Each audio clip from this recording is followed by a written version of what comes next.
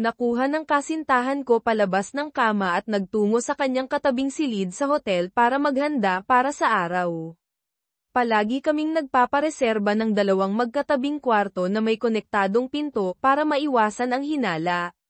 Hindi maganda kung matuklasan ang aming relasyon. Ako ang executive assistant ni Dan, at magkasama na kaming nagtatrabaho ng higit sa 2 taon, at magkasintahan sa halos buong panahong iyon. Dahil sa aking papel, madalas kaming magkasamang naglalakbay sa buong bansa para sa mga pagpupulong at kumperensya, na nagbibigay sa amin ng maraming oras na magkasama nang hindi nagdudulot ng pag-aalala. May asawa ako, at ang asawa ko ay nanatili sa bahay. Ang pagpapakasal namin ay isang mabilisang kasal sa edad na 18 matapos akong mabuntis sa nobyo ko sa high school, si Alan. Nang malaman ng aming mga magulang, gusto ng mga magulang ko na ipaampon ko ang sanggol, ngunit iginiit ng mga magulang niya na panatilihin namin siya at nag-alok ng tulong. Sinuportahan ako ni Alan sa buong pagbubuntis sa kabila ng panghuhusga mula sa iba. Pagkatapos ng isang mahirap na panganganak, tinanggap namin ang aming anak na babae, si Lauren, 2 araw pagkatapos ng aking 19 na kaarawan at nagpasyang panatilihin siya. Halos itakwil ako ng mga magulang ko, kaya lumipat kami sa mga magulang ni Alan, na tumulong sa pagpapalaki kay Lauren. Pagkatapos naming makapagtapos, nakakuha kaming pareho ng trabaho, nagpakasal sa isang simpleng seremonya, at lumipat sa isang maliit na bahay. Ang aming mga plano para sa unibersidad ay ipinagpaliban ng magkaroon kami ng isa pang anak na babae, si Emma. Sa sumunod na dekada, sa pagsusumikap at suporta, nakakuha kaming pareho ng mga degree sa unibersidad habang nagtatrabaho ng part-time at pinalaki ang aming mga anak na babae. Napakalapit ni Alan sa mga batang babae, ngunit ang aking relasyon sa kanila ay tensyonado. Madalas kaming nag-aaway, at kung minsan ay kinamumuhian ko sila, sinisisi sila sa buhay na kinailangan kong talikuran. Pagkatapos kong makapagtapos, naging executive assistant ako ni Dan Johnson, ang business development manager para sa isang kumpanya ng medical device. Ako ay 32 taong gulang, at siya ay 41. Mabilis kaming naging isang malakas na profesional na grupo, at mahal ko ang aking trabaho. Tumataas ang benta, masaya ang management, at nakakuha ako ng dagdag na sweldo. Kasama sa aking trabaho ang maraming paglalakbay, madalas kasama si Dan, na nakakapanabik. Bumisita kami sa mga bagong lugar, nakipagkita sa mga kliyente, nakipagnegosasyon sa mga deal, at nakipag-ugnayan sa mga executive. Kahit na wala ako sa bahay ng 3 linggo sa loob ng 4, ang karanasan ay kamangha-mangha. Madalas kaming magkasama ni Dan at naging malapit sa kabila ng aming pagkakaiba sa edad. Siya ay may asawa at may 3 maliliit na anak. Para maiwasan ang pag-aalala ni Alan tungkol sa aking mga paglalakbay, nagsinungaling ako na kadalasan ay naglalakbay ako ng mag-isa o kasama ang isa pang babae at binawasan ko ang aking relasyon kay Dan. Sa totoo lang, ako ay nabighani at naaakit kay Dan. Madalas kaming nakakahanap ng mga komportableng restaurant para sa hapunan, alak, at mahahabang usapan. Pagkatapos ng mga 6 na buwan, pagkatapos naming makakuha ng isang malaking order sa benta, nagdiwang kami sa isang espesyal na hapunan at champagne. Nang gabing iyon, ipinagtapat ni Dan ang kanyang pagmamahal sa akin. Bumilis ang tibok ng puso ko, at pagkatapos ng ilang sandali ng pag-aalinlangan, sinundan ko siya sa kanyang silid. Magkasama kaming natulog ng gabing iyon. Kinaumagahan, nakonsensya ako ngunit ipinagpaliban ko ito bilang isang karanasang nararapat sa akin dahil hindi ko nagkaroon ng pagkakataong tuklasin ang mga relasyon noong ako ay bata pa. Natanto ko rin na nakalimutan ko ang 11 kaarawan ni Emma noong nakaraang gabi. Sa kabila ng konsensya, kinilala ko ang aking pagkasangkot habang si Dan ay nakangiti at pinisil ang aking kamay sa eroplano pauwi. Pagka-uwi ko, muli akong nakonsensya. Tuwang-tuwa si Alan na makita ako pagkatapos ng 1 linggo, ngunit iniwasan ko ang kanyang mga yakap at halik. Nang gabing iyon, tinanggihan ko ang kanyang mga pagtatangka, Sinasabing ako ay pagod, kahit na ako rin ay nananakit mula sa pagiging kasama si Dan. Iyon ang unang pagkakataon na tinanggihan ko si Alan.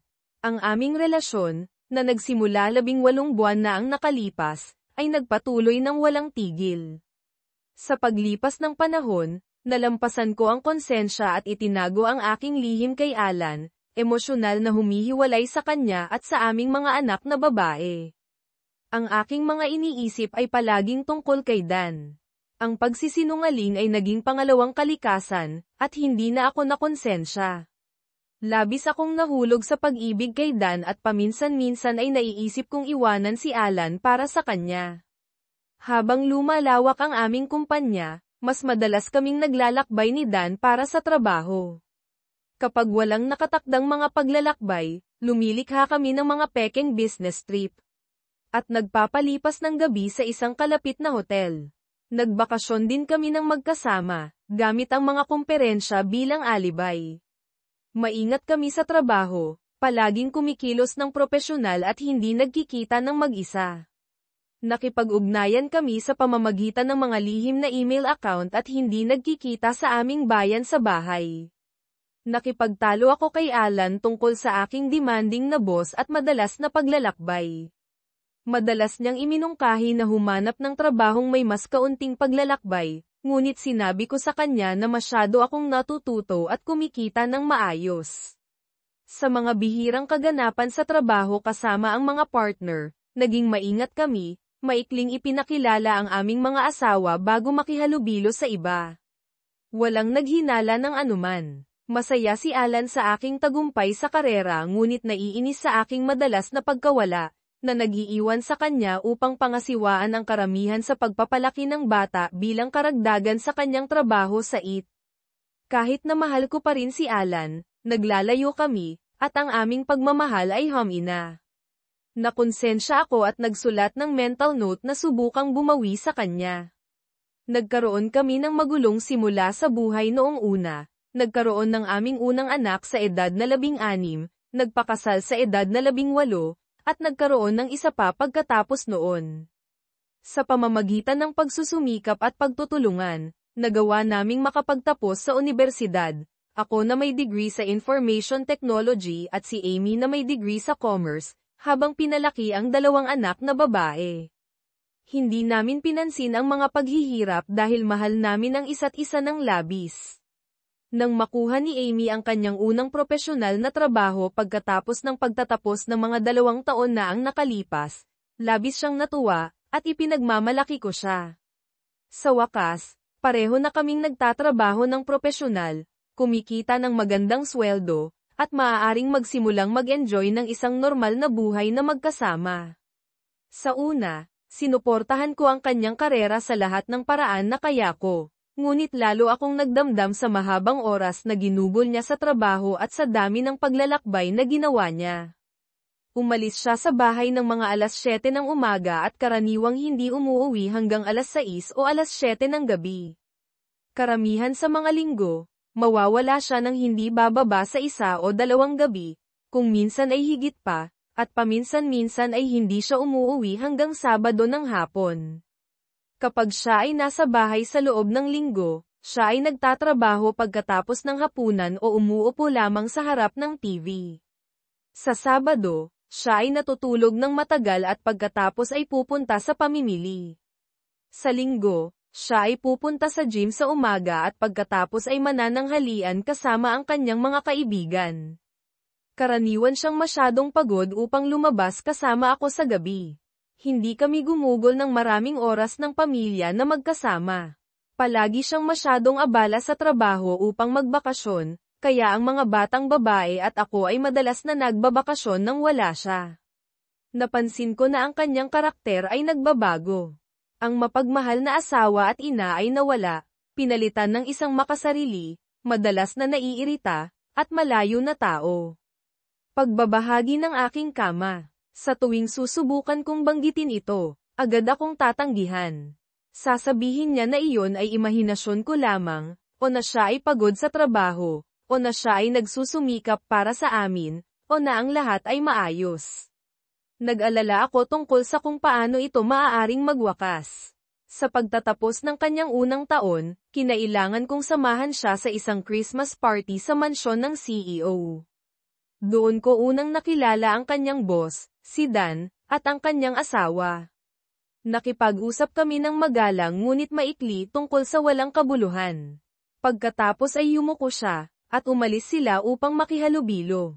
Dinala ako ng asawa ko sa iba at nagsimula ng pag-uusap sa iba pang mga empleyado. Kalaunan, naisip ko na medyo kakaiba, ang kanyang boss ay tila masyadong pala kaibigan, kahit na medyo reserba, hindi ang higanti na inilarawan ni Amy. Ang asawa rin ni Dan ay napakagiliw din. Dahil si Amy ang kanyang executive assistant, naisip ko na magkakaroon kami ng higit pa sa magalang at pahaw na pag-uusap. Nadama ko rin na medyo tensyonado si Amy. Mayroon siyang ugali na magsalita ng napakabilis kapag siya ay kinakabahan, at ibinunyag nito siya. Naisip ko na kakaiba na siya ay kinakabahan sa paligid ng kanyang boss kapag sila ay nagtatrabaho ng malapit. Nakalilito ito sa akin. Kahit na nagtitiwala ako sa kanya ng lubusan, isinantabi ko pa rin ang isip na iyon para sa ibang pagkakataon. Sa sumunod na taon, naging abala ako dahil nagpasya akong simulan ang aking sariling kumpanya ng IT Consulting. Bukod pa rito, ako ay halos nag-iisang nagpapalaki sa aming mga anak na babae, kaya itinulak ko ang lahat ng mga alalahanin tungkol kay Amy sa likod ng burner. Ang buhay kay Amy ay isang pag-uulit ng nakaraang taon.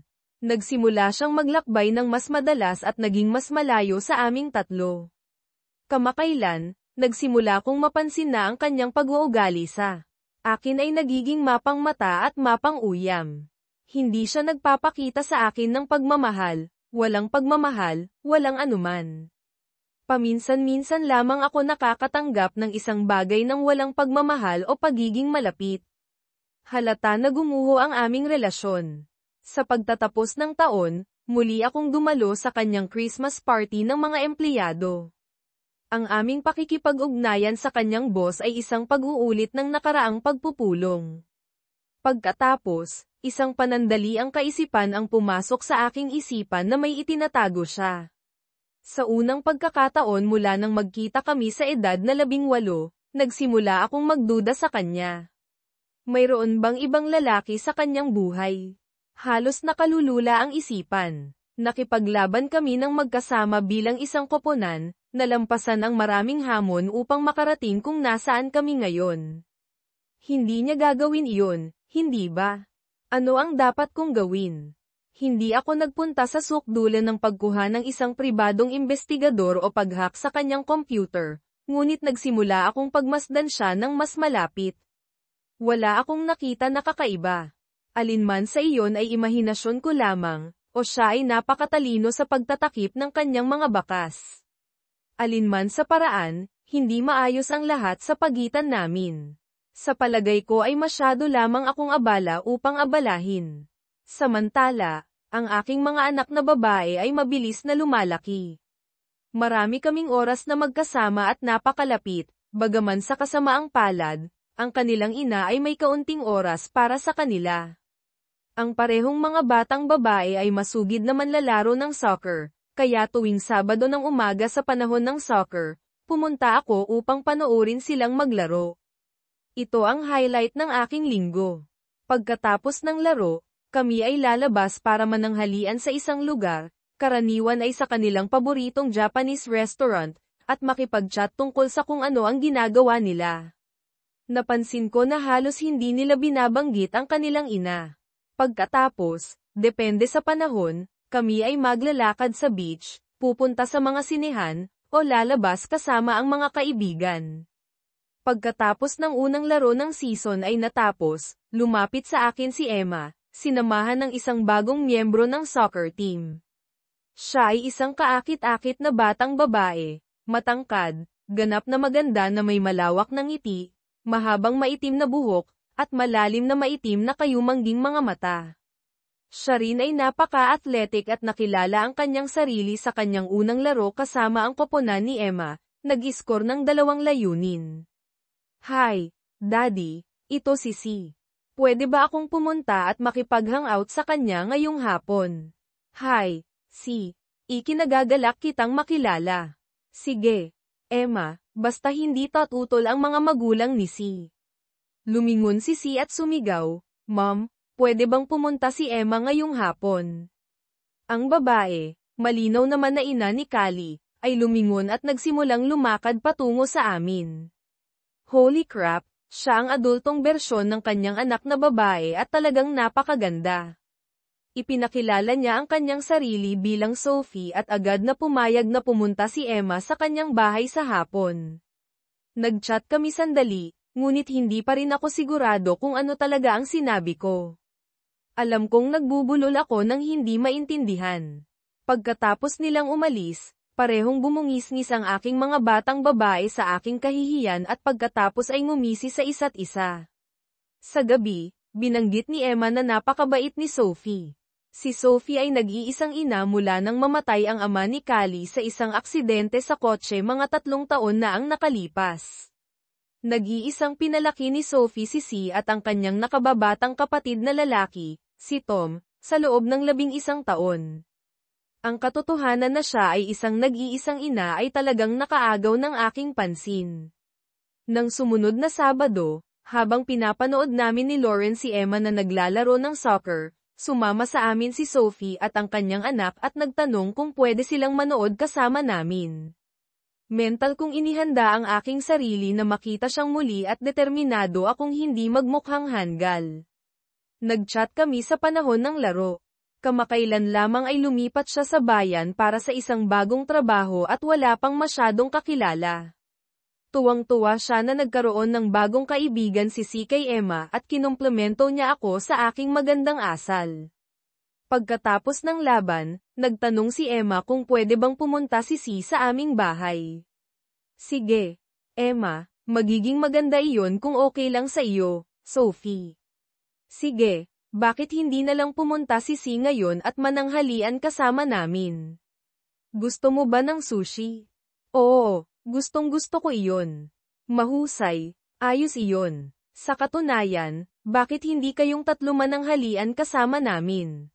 Sabi ko, maraming salamat sa imbitasyon, Alan, ngunit hahadlangan ko ang iyong pamilya, kaya hindi ako pupunta. Medyo nalulula ako nang magsalita si Lauren. Hindi. Pakiusap, sumama ka, Sophie. Magiging maganda na kasama ka namin, at magkakaroon ako ng babaeng makausap para sa pagbabago. Hindi ka talaga makahahadlang, pakiusap, tumingin siya sa akin. Kung sigurado kang hindi ako makahahadlang, Alan, magiging kahanga-hanga iyon. Umiling ako at muling bumulong ng isang bagay na hindi maintindihan. Habang lumiliko kami upang maglakad papunta sa aming mga kotse, lumingon sa akin si Lauren na may ngisi at komendat. Ang pananghalian ay isang malaking tagumpay. Kami, na ang ibig sabihin ay halos ang 4 na batang babae, ay nag-chat ng halos 2 oras. Sa palagay ko ay natutuwa si Tom sa kumpanya ng isa pang lalaki, at nag-usap kami ng kaunti sa pagitan namin tungkol sa mga computer at soccer. Sa isang punto, narinig ko si Sophie na nagtatanong sa aking mga batang babae kung ang kanilang ina ay nanunood ng kanilang mga laro sa soccer. Nagulat ako sa sagot ni Lauren. Hindi kailanman. Hindi talaga siya interesado sa amin. Interesado lamang siya sa kanyang trabaho at sa kanyang sarili. Si Daddy rin ang aming ina. Siya lamang ang nagmamalasakit sa amin. Pumukaw ng mausisang tingin si Sophie sa akin. Sa natitirang bahagi ng soccer season, nakasanayan namin ang mananghalian ng magkasama pagkatapos ng bawat laro. Naging malapit na magkaibigan sina Emma at Si at nagpapalitan ng aming mga bahay pagkatapos ng laro at kung minsan pagkatapos ng paaralan. Kung minsan ay sama-sama rin si Tom kasama ang kanyang kapatid, ngunit mas madalas kaysa sa hindi, gusto niyang gumugol ng oras kasama ako. Madalas kaming naglalaro ng mga computer, sumisipa ng bola, o nagbibisikleta. Napansin ko rin na madalas na dumadaan si Lauren sa bahay ni Sophie, at minsan ay pumupunta silang dalawa sa pamimili at pagkatapos ay humihinto para sa kape at isang pag-uusap. Napansin ko na hindi kailanman binanggit ng aking mga batang babae si Sophie sa kanilang ina, at hindi rin ako. Nagiging matatag na magkaibigan din kami ni Sophie. Dahil halos nag-iisang magulang ako tulad niya, mas madali para sa amin na tulungan ang isa't isa sa pagiging magulang. Pagkatapos ng pagtatapos ng soccer season, lalo kaming nagiging magkasama sa mga bata tuwing Sabado kapag pumupunta sila sa kanilang sariling mga field trip o upang bisitahin ang mga kaibigan kapag karaniwang wala ang aking asawa. Halos malaya ako, kaya lalo kaming ginugol ni Sophie ng oras na iyon sa kumpanya ng isa't isa, naglalakad, kumakain ng tanghalian, o nanonood ng mga pelikula. Inaasahan ko ang aming mga pagpupulong ng higit pa at napagtanto ko na umibig ako sa kanya. Sa kabila nito, hindi namin kailanman tinawid ang linya ng pagkakaibigan. Isang araw, habang umiinom ng kape kasama si Sophie, sinabi ko sa kanya na pinahahalagahan ko ang kanyang paggugol ng oras kay Lauren. Alam mo, hindi siya tumatahimik tungkol sa iyo kapag umuuwi siya. Sophie this, Sophie that. Tumawa ako. Well, at hindi tumatahimik si Tom tungkol sa iyo kapag pumupunta siya para makita ka. Alan this, Alan that, tumawa siya pabalik. Seryoso, kailangan niya ng lalaking figure sa kanyang buhay, kaya pinahahalagahan ko ang iyong paggugol ng oras kasama siya. Pagkatapos ay bigla siyang sinabi, patawarin mo ako sa pagiging blanco, Alan. Ngunit tila halata na hindi maayos ang lahat sa pagitan mo at ng iyong asawa. Hindi namin kailanman tinalakay si Amy, maingat na iniiwasan ang paksa. Umupo ako ng tahimik sa loob ng mga 30 segundo. Ito ay isang tanong na matagal ko nang itinulak sa likod ng aking isipan at iniiwasang pag-usapan. Ang totoo, Sophie, kung hindi dahil sa mga batang babae, marahil ay matagal na akong nawala. Naging masama ang mga bagay sa loob ng ilang taon na ngayon. Sinubukan kong makipag-usap sa kanya ng maraming beses, ngunit tumama ako sa isang pader ng ladrilyo.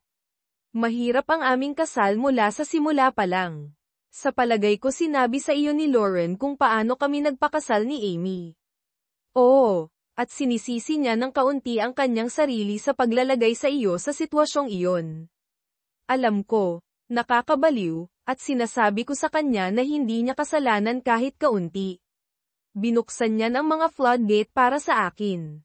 Ginugol ko ang susunod na oras sa pagbuhos ng lahat ng aking kalungkutan kay Sophie. Sa pagtatapos, lumapit siya at binigyan ako ng isang malaking yakap. Ito ang aking unang tunay na babaeng yakap sa napakatagal na panahon. Nandito ako para sa iyo sa tuwing kailangan mo ako, Alan, alam mo iyon. Ginakap ko lamang siya ng mas mahigpit at hindi ko siya pinakawalan. Sa lalong madaling panahon ay natapos ang isa pang taon, at muling dumating ang taunang Christmas party para sa mga katrabaho ni Amy. Ang aking muling pakikipagkilala sa kanyang boss ay halos katulad ng nakaraang 2 taon. Sa pagkakataong ito ay nakaalerto ako. Bagaman tila mas komportable sina Amy at ang kanyang boss kaysa dati, may mali. Mayroon akong tiyak na hinala tungkol sa dalawang ito. Pagtapos ng gabi, nagpaalam si Amy para pumunta sa banyo. Pagkatapos ng 1 minuto, tumingin ako at napagtanto na walang pakundangan ding pumunta sa itaas ang kanyang boss. Nagpa siya akong sundan siya at umakyat sa itaas upang hanapin siya. Wala siya sa banyo, kaya tumingin ako sa buong malaking bahay. At malapit na akong lampasan ang nakabukas na pinto ng silid-tulugan nang marinig ko ang boses ng aking asawa sa loob. Maligayang Pasko, mahal. Sumagot ang isang lalaki, maligayang Pasko, aking pag-ibig. Sumilip ako sa siwang ng pinto at nakita ko si Amy at ang kanyang boss na naghahalikan ng masidhi na magkayakap sa isa't isa. Mabilis akong umatras sa gulat. Bumaba ako sa hagdan na nag-iisip kung ano ang gagawin. Ako ay lampas sa galit, pakiramdam ko ay patay na ako sa loob.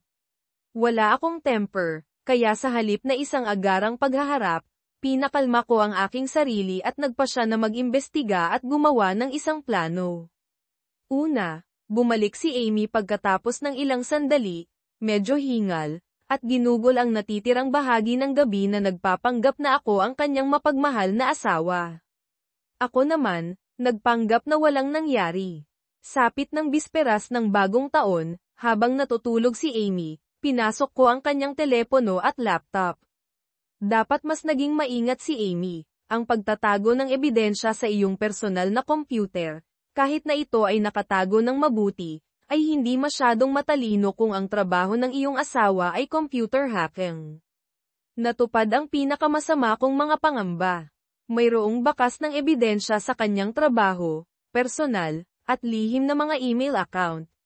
Si Amy ay nasa isang pangmatagalang relasyon sa kanyang boss na nagsimula mahigit 2 taon na ang nakalipas. Natuklasan ko rin ang mga litrato at video na nagpapakita ng lalim ng kanyang pagtataksil.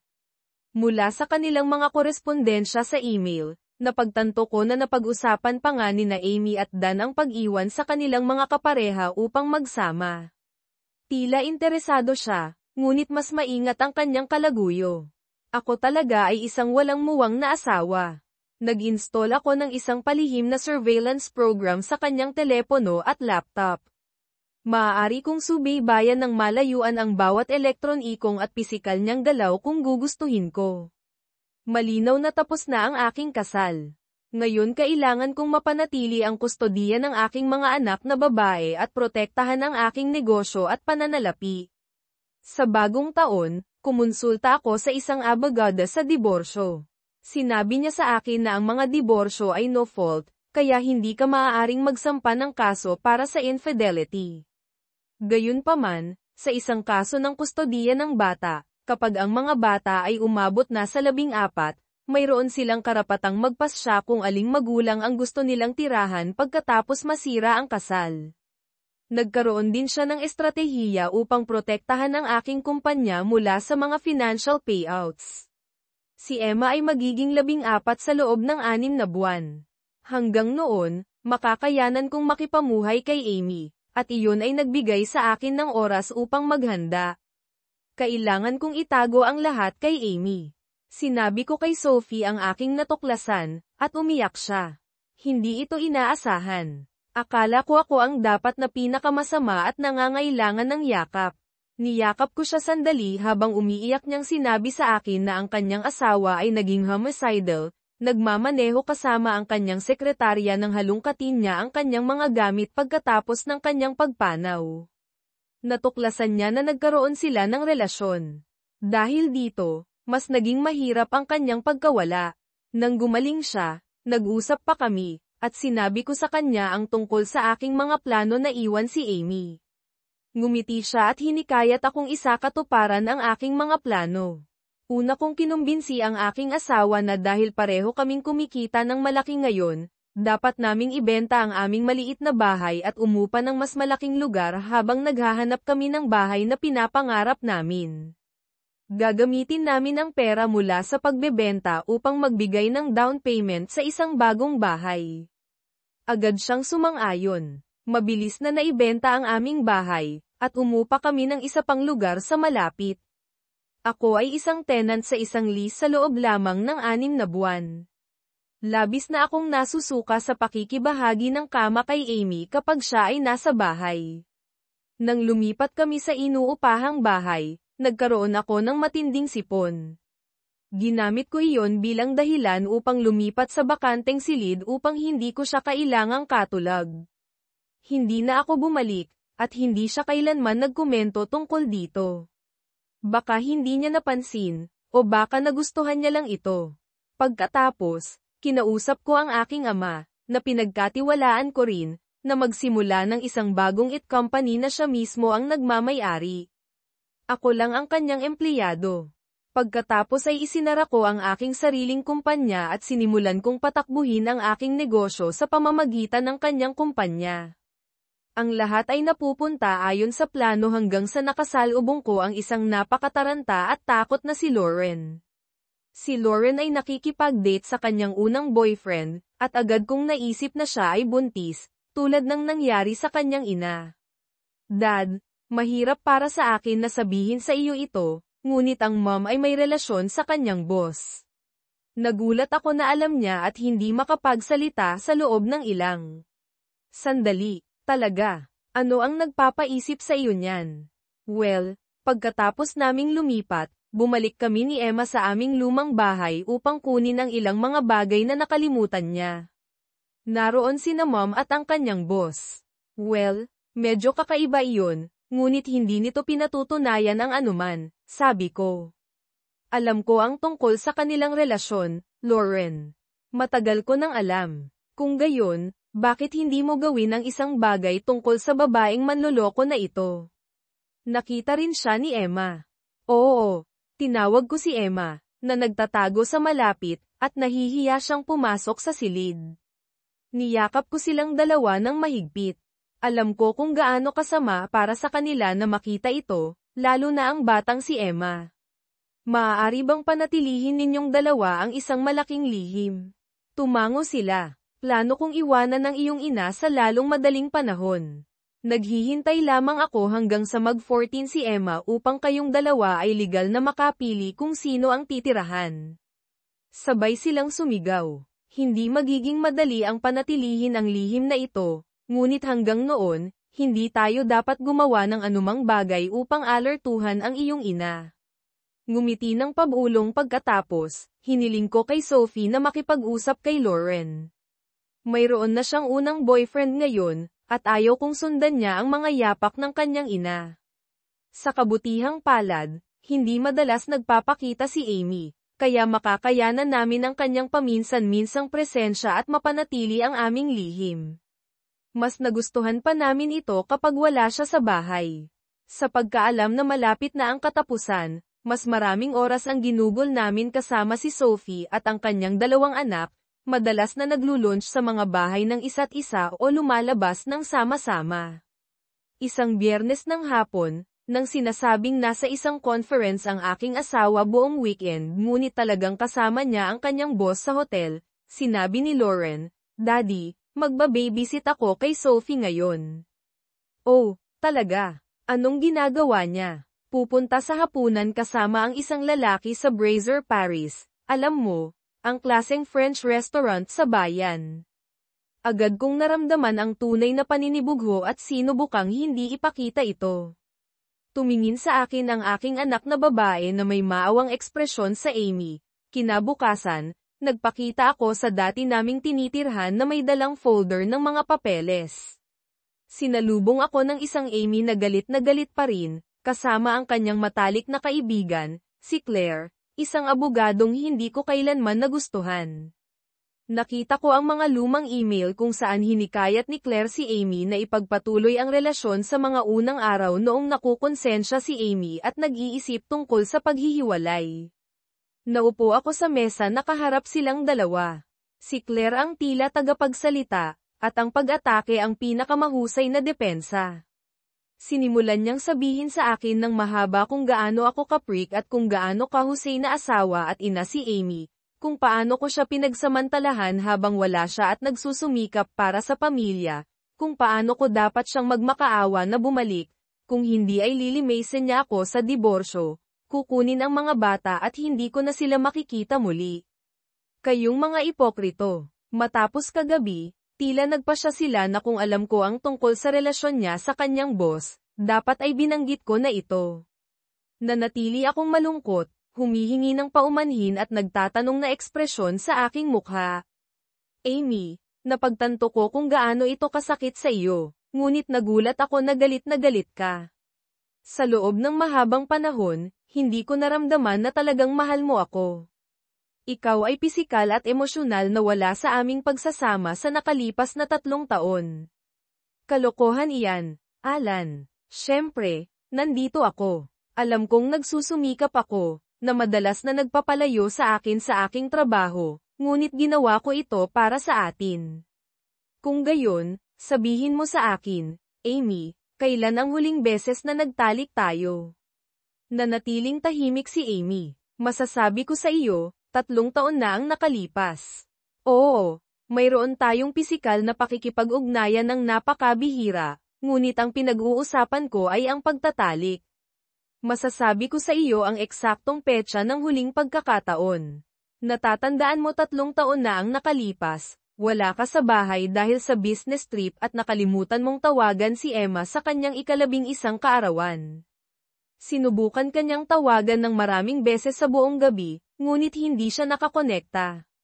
Nalungkot siya. Naaalala ko ng mabuti dahil ang kaarawan ni Emma ay 2 linggo na ang nakalipas nang wala ka sa bahay dahil sa business trip, at nakalimutan mo siyang tawagan ulit, kaya naisip ko na ito ay isang masamang anibersaryo para sa atin. Ibinato niya sa akin ang isang nagkasalang tingin.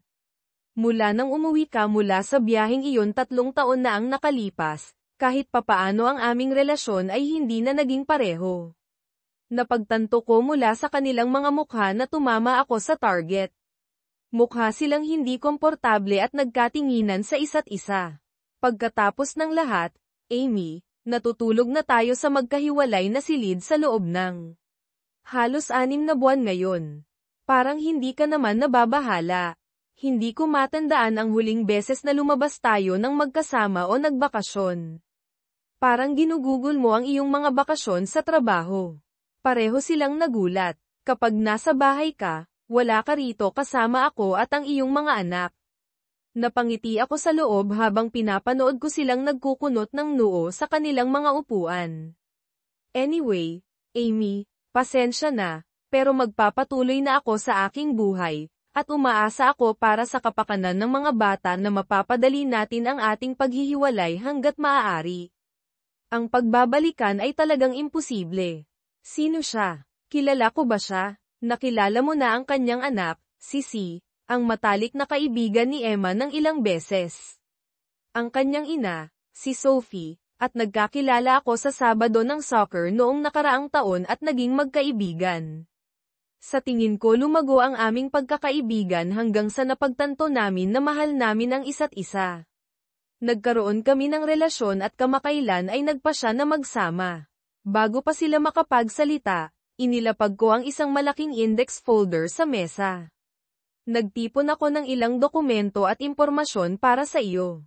Ang Tab A ay ang kasunduan sa paghihiwalay na inihain ko sa korte 2 linggo na ang nakalipas. Ang Tab B ay ang petisyon sa diborsyo na kailangan mong pirmahan. Kung mas maaga kang pumirma, mas maaga tayong makakapagpatuloy. Ang Tab C ay ang panukalang financial settlement. Ang Tab D ay ang bagong lease sa bahay na ito. Ang lease ay magtatapos sa loob ng 3 linggo, kaya kailangan mong i-renew ito sa iyong pangalan kung gusto mong manatili. Ang Tab E ay naglalaman ng lahat ng utility contracts.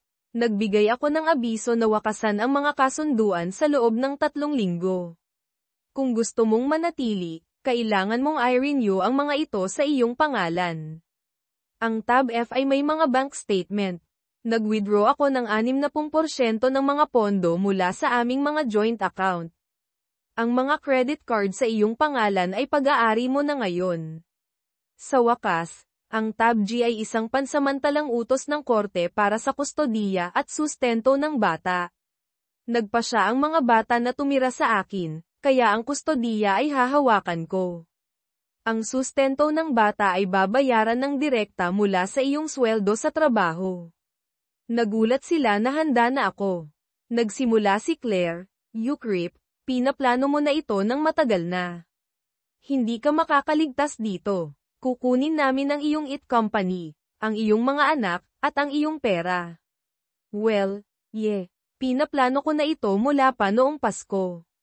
Nagkaroon ako ng epiphany sa Christmas party ng iyong staff, Amy. Napagtanto ko na tapos na sa pagitan natin, at oras na para kumilos. Pinanood ko si Amy na nagtatangkang alalahanin kung ano ang nangyari doon.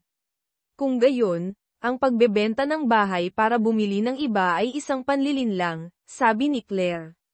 Ngumiti lang ako, para naman sa panloloko sa akin, Claire, wala akong kumpanya na aagawin.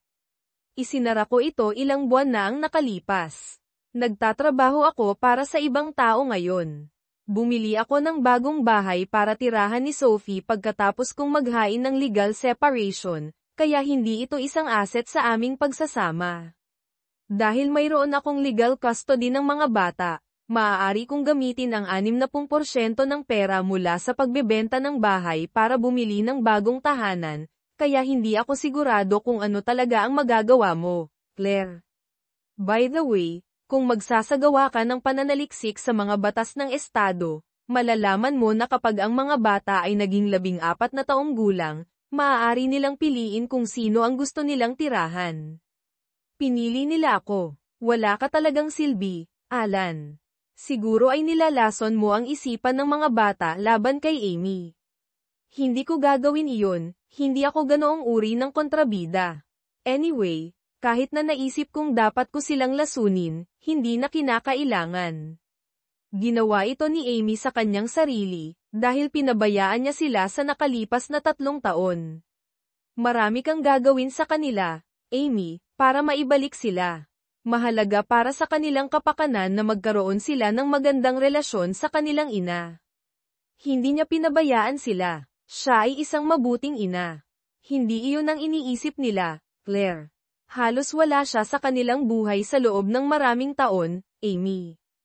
Tanungin mo ang iyong sarili kung sino ang nagpapakain sa kanila. Sino ang nagdadala sa kanila sa sports? Sino ang naghahanda ng kanilang pananghalian sa paaralan? Sino ang tumutulong sa kanila sa kanilang mga takdang aralin? Sino ang bumibili ng kanilang mga damit? Sino ang laging nakakaalala ng kanilang mga kaarawan at bumibili ng mga regalo? Sino ang nakikipag-movie sa kanila? Kanino sila lumalapit kapag may problema? Sino ang tumulong sa kanila na malampasan ang kanilang unang regla? Sino ang nagbibigay sa kanila ng pagmamahal at pagmamahal? Maaari akong magpatuloy at magpatuloy. Natahimik si Amy. Halata na nahihirapan siyang tanggapin ang nangyari. Hiniling sa akin ng mga bata na kung maaari mo silang makita bukas ng umaga ng 10 AM sa Beachside Cafe. Ideya ko talaga ito dahil ayaw talaga nilang makipagkita sa iyo. Sasabihin ko sa kanila na okay lang, tumango lang siya. Iniwan ko silang dalawa at bumalik sa aking pamilya. Kinabukasan, sinabi sa akin ng mga bata na pinagsasabihan ako ni Amy at hinihiling na tumira sila sa kanya. Sa kalaunan, nagpaalam ang mga bata para magpunta sa banyo at tahimik na umalis. Hindi ko maintindihan kung bakit gusto niyang makipagbati. Naging walang pakialam siya sa akin sa loob ng maraming taon. Siguro isa lamang akong maginhawang babysitter at housekeeper para sa kanya. Nang sabihin sa akin ni Alan na aalis na siya para sa ibang babae, lubos akong nagulat. Akala ko mahal niya ako sa kabila ng ilang pagtatangka na makipagbati ayaw niyang makipag-usap sa akin at nakikipag-ugnayan lang kami kapag ipinagpapalit ang aming mga anak na babae para sa mga pagbisita ang aking mga anak na babae ay hayagang pag-alit na ginagawang hindi kasiya siya ang mga pagbisita sila ay masayang tatakbo sa kanilang bagong madrasta na ikinagalit ko sa huli sinabi ko sa kanila na huwag nang pumunta maliban kung gusto nila nakita ko ang aking buhay na patuloy na gaya ng dati ang aking kasintahan sa daan at ang aking asawa sa bahay isang malaking pagkabigla at emosyonal na dagok ang pag-alis ni Alan sa paglipas ng panahon, napagtanto ko na tama siya. Ako ay isang absent na asawa, na ituon ang lahat ng aking pagmamahal at emosyonal na enerhiya kay Dan sa nakalipas na 3 taon, na halos walang iniiwan para kay Alan. Nakapagtataka na nanatili siya ng ganito katagal. Dahil hindi ko kayang bayaran ang aking bahay at sustento ng bata, lumipat ako sa isang maliit na apartment, na gumugo ng mga gabi na nag-iisang nanonood ng TV at kumakain ng takeout. Nagbago ang ugali ni Dan nang iwan ako ni Alan, naging abala siya sa kanyang pamilya para makipag-usap sa akin, na nagpapadala sa akin sa mga biyahe sa negosyo ng nag-iisa at sinasabi na kaya kong pangasiwaan ang mga kliyente. Kumupas ang aming emosyonal na koneksyon. Pagkaraan ng 6 na buwan mula nang matapos ang aking kasal, ipinahayag ni Dan na lilipat siya sa ibang lungsod para sa isang bagong trabaho. Umiiyak akong hiniling sa kanya na huwag na niya akong kontaken. Bigla, ako ay isang diborsyadong babae. Hindi ko maiwasang isipin ang linya mula sa isang kanta ni Joni Mitchell, hindi mo alam kung anong mayroon ka hanggang sa mawala ito. Hanggal kong naisip na kaya kong makuha ang lahat. Si Alan ay kasama na ngayon ng isang magandang babae na imposibleng kamuhian, at siya ay nagniningning sa kaligayahan, katulad noong bata pa kami. Ang aking mga magulang, ang aking mga anak ay mas masaya rin. Tinatrato si Sophie bilang kanilang ina at nakikita ako bilang isang nakakainis na labi ng kanilang nakaraan. Napakasakit nito. Dumating ako sa pinakamababang punto nang magreklamo ako sa aking mga anak tungkol sa aking sitwasyon, at tiningnan ako ni Lauren ng malamig. Kaya iniwan mo ang iyong ama pagkatapos ng lahat. Alam kong hindi ako perpektong asawa at naging pabaya, ngunit iniwan niya ako para sa ibang babae, nanay. Iniwan ka niya dahil nagkaroon ka ng relasyon sa iyong boss sa loob ng 3 taon. Ang ekspresyon sa aking mukha ay nagsabi ng lahat. Nahihiya ako. Alam ni Alan sa lahat ng oras ngunit walang sinabi. Ang gulo ng aking buhay. Nawalan ako ng isang mabuting asawa at ang aking mga anak na babae. Ayon sa kanyang sinabi, pinayuhan ni Alan ang aming mga anak na babae na makipag-ugnayan sa akin. Unti-unti, nagsimula silang bumisita ng kusang loob at kung minsan ay natutulog. Isang gabi, habang hinahatid ko ang mga bata sa kanilang bagong tahanan, hiniling ko kay Alan na makipag-usap. Lumabas kami ng kotse, at hinarap ko siya. Sinabi sa akin ni Lauren na alam mo ang tungkol sa amin ni Dan. Pasensya na, Alan. Naging mabuti kang asawa, at hindi mo ito nararapat. Naging makasarili ako at nakuha ko ang nararapat sa akin. Tumango siya. Bakit hindi mo sinabi sa akin na alam mo, Alan? Baka napigilan mo ako sa oras. Noong nalaman ko, huli na. Kailan mo nalaman? Nahuli ko kayo ng iyong boss sa Christmas party sa opisina noong nakaraang taon. Pagkatapos noon, nagsagawa ako ng ilang pagsasaliksik at nalaman ko ang lahat. Aminado ako. Natuwa ako nang ma-stalk ka sa Bali ng mag-isa. Oh, Diyos ko, miserable ang nararamdaman ko. Bakit hindi mo ako kinumpronta? Galit ako at gusto kong maramdaman mo ang aking sama ng loob. Nalaman ko na hindi ka ang unang sekretarya na nakatulog ng iyong boss. Mayroon siyang kasaysayan ng paggamit at pagtatapon ng mga babae. Napagpasyahan ko na ang pinakamahusay na paraan upang parusahan ka ay ang manahimik at hayaang mangyari ang mga bagay-bagay. Kung gumawa ako ng eksena, maaaring hiwalayan siya ng kanyang asawa, na magpapalaya sa kanya upang makasama ka. Naisip ko na mas masama ang iyong mararamdaman kung iisipin mong iniwan kita para sa ibang babae. Perpektong gumana ang iyong diskarte. Ang gulo ng aking buhay. Humihingi ako ng paumanhin na nasaktan ka ng labis. Well, kaunting paumanhin. Hindi mo kailangang humingi ng paumanhin, kasalanan ko. Kung nagawa mo ang ginawa ko, tatalikuran kita. Sa pagbabalik tanaw, naakit ako ng excitement at naging umaasa dito. Sinubukan kong huminto noong una, ngunit huli na. Naging obsessed ako at nakalimutan kita at ang aming mga anak sa loob ng ilang panahon. Hamupa na ang aking galit. Pinapatawad na kita ni Amy. Naging philosophical na rin ako tungkol dito. Kung tutuusin, hindi ako makakasama kay Sophie ngayon kung hindi ka nagtaksil sa akin. Oo, alam ko. Iyon ang pinakamasakit. Sophie, sa tingin ko hindi ka isang masamang tao. Gumawa ka ng malaking pagkakamali, ngunit siya ay isang bihasang manipulator.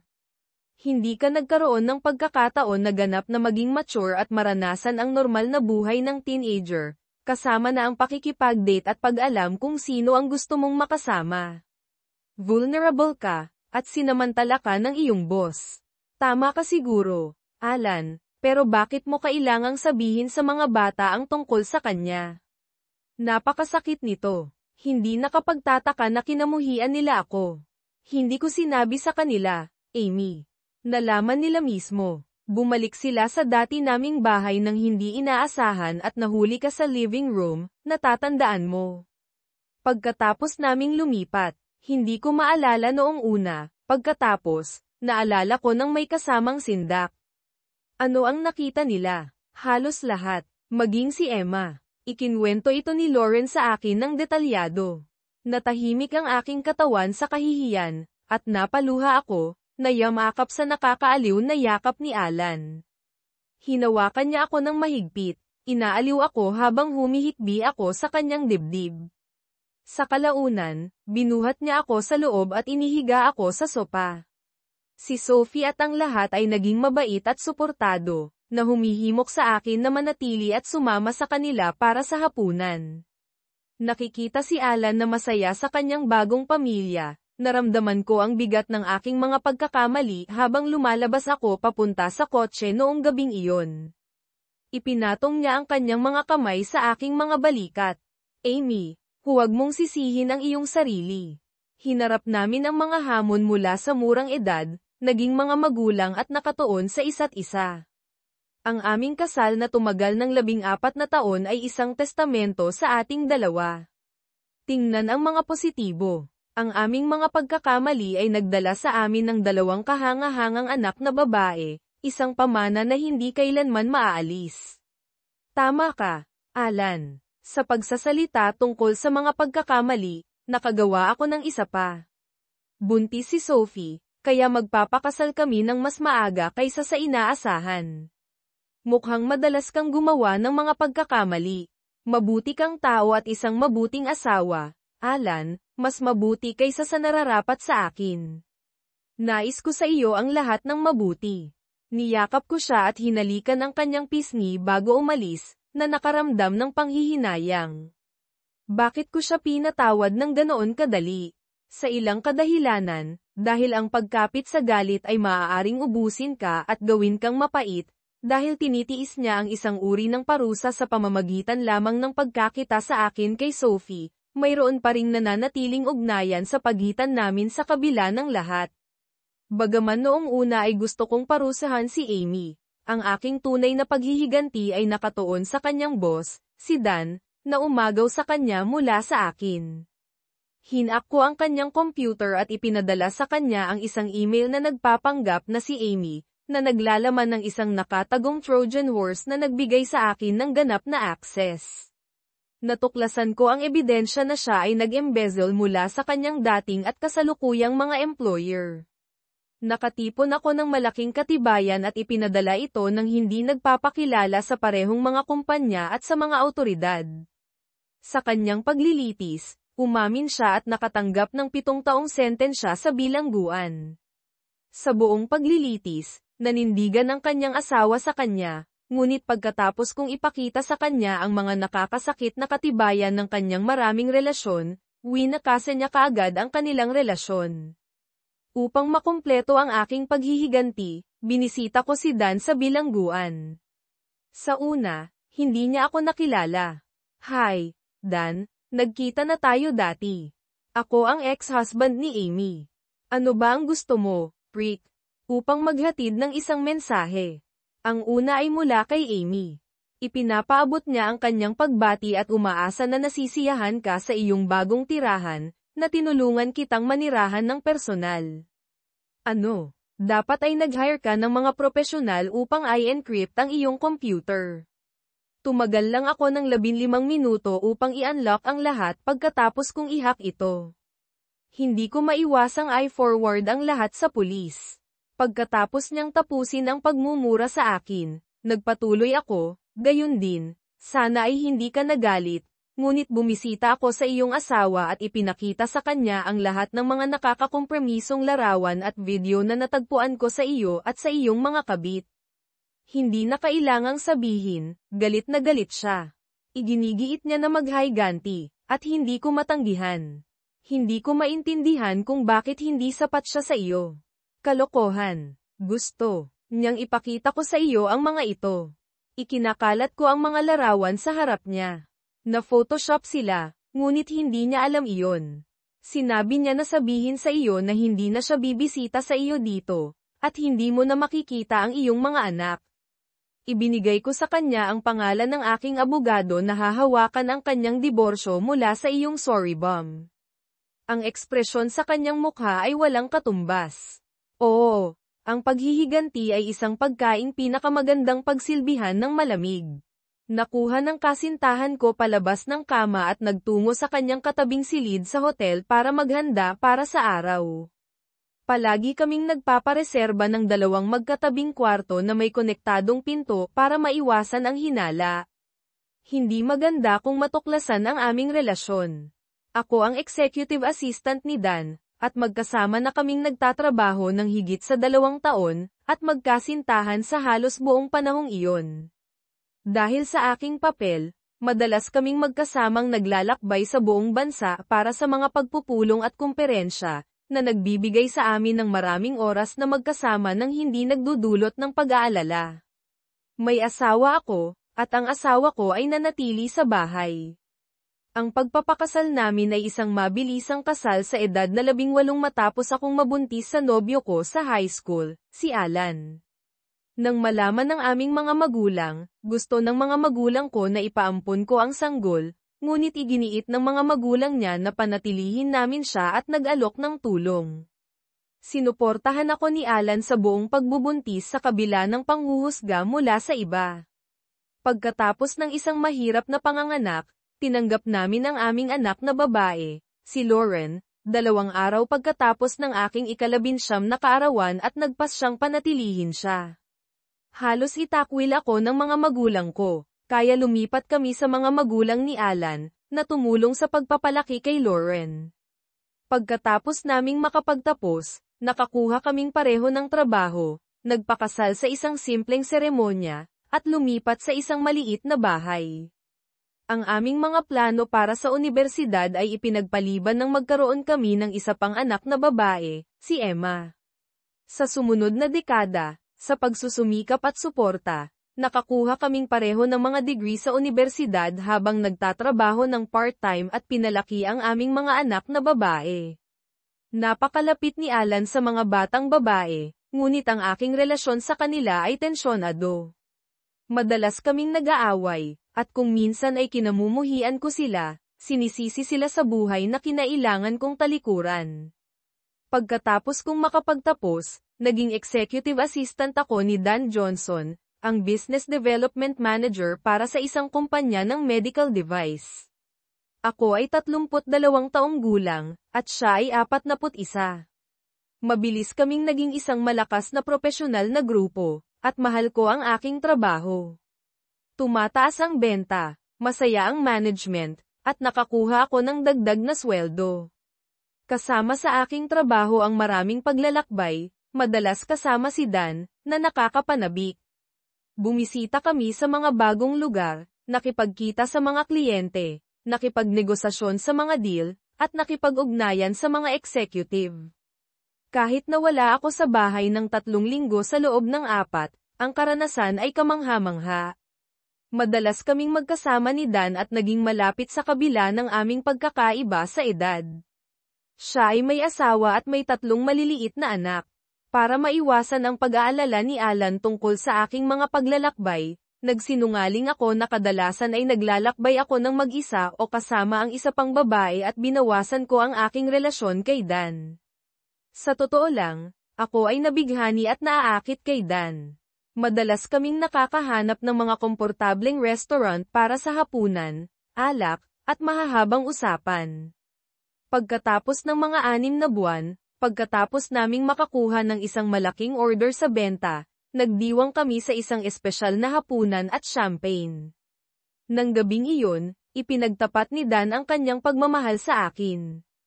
Bumilis ang tibok ng puso ko, at pagkatapos ng ilang sandali ng pag-aalinlangan, sinundan ko siya sa kanyang silid. Magkasama kaming natulog ng gabing iyon. Kinaumagahan, nakonsensya ako ngunit ipinagpaliban ko ito bilang isang karanasang nararapat sa akin dahil hindi ko nagkaroon ng pagkakataong tuklasin ang mga relasyon noong ako ay bata pa. Natanto ko rin na nakalimutan ko ang ika-11 kaarawan ni Emma noong nakaraang gabi. Sa kabila ng konsensya, kinilala ko ang aking pagkasangkot habang si Dan ay nakangiti at pinisil ang aking kamay sa eroplano pauwi. Pagka-uwi ko, muli akong nakonsensya. Tuwang-tuwa si Alan na makita ako pagkatapos ng 1 linggo, ngunit iniwasan ko ang kanyang mga yakap at halik. Nang gabing iyon, tinanggihan ko ang kanyang mga pagtatangka, sinasabing ako ay pagod, kahit na ako rin ay nananakit mula sa pagiging kasama si Dan. Iyon ang unang pagkakataon na tinanggihan ko si Alan. Ang aming relasyon, na nagsimula 18 buwan na ang nakalipas, ay nagpatuloy ng walang tigil. Sa paglipas ng panahon, nalampasan ko ang konsensya at itinago ang aking lihim kay Alan, emosyonal na humihiwalay sa kanya at sa aming mga anak na babae. Ang aking mga iniisip ay palaging tungkol kay Dan. Ang pagsisinungaling ay naging pangalawang kalikasan, at hindi na ako nakonsensya. Labis akong nahulog sa pag-ibig kay Dan at paminsan-minsan ay naiisip kong iwanan si Alan para sa kanya. Habang lumalawak ang aming kumpanya, mas madalas kaming naglalakbay ni Dan para sa trabaho. Kapag walang nakatakdang mga paglalakbay, lumilikha kami ng mga pekeng business trip. At nagpapalipas ng gabi sa isang kalapit na hotel. Nagbakasyon din kami ng magkasama, gamit ang mga komperensya bilang alibay. Maingat kami sa trabaho, palaging kumikilos ng propesyonal at hindi nagkikita ng mag-isa. Nakipag-ugnayan kami sa pamamagitan ng mga lihim na email account at hindi nagkikita sa aming bayan sa bahay. Nakipagtalo ako kay Alan tungkol sa aking demanding na boss at madalas na paglalakbay. Madalas niyang iminungkahi na humanap ng trabahong may mas kaunting paglalakbay, ngunit sinabi ko sa kanya na masyado akong natututo at kumikita ng maayos. Sa mga bihirang kaganapan sa trabaho kasama ang mga partner, naging maingat kami, maikling ipinakilala ang aming mga asawa bago makihalubilo sa iba. Walang naghinala ng anuman. Masaya si Alan sa aking tagumpay sa karera ngunit naiinis sa aking madalas na pagkawala, na nag-iiwan sa kanya upang pangasiwaan ang karamihan sa pagpapalaki ng bata bilang karagdagan sa kanyang trabaho sa IT. Kahit na mahal ko pa rin si Alan, naglalayo kami, at ang aming pagmamahal ay humina. Nakonsensya ako at nagsulat ng mental note na subukang bumawi sa kanya. Nagkaroon kami ng magulong simula sa buhay noong una, nagkaroon ng aming unang anak sa edad na 16, nagpakasal sa edad na 18, at nagkaroon ng isa pa pagkatapos noon. Sa pamamagitan ng pagsusumikap at pagtutulungan, nagawa naming makapagtapos sa unibersidad, ako na may degree sa Information Technology at si Amy na may degree sa Commerce, habang pinalaki ang dalawang anak